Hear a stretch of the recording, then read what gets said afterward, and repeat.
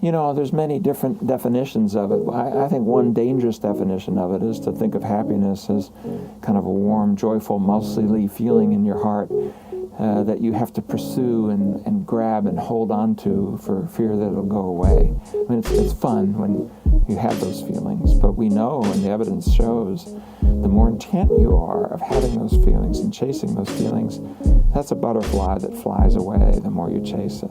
That's a butterfly that flies away the more you chase it.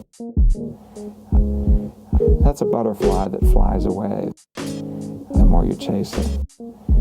A better way to think about happiness, that it actually is something that I think you can reach toward, is it's living in accord with your values and in a way that is more open and accepting of your history as it echoes into the present. That's more self-affirming, self-validating, and values-based. The Greeks had a word for it. They called it eudaimonia, and it's not a bad definition, and I think that definition of happiness is something that will empower human lives.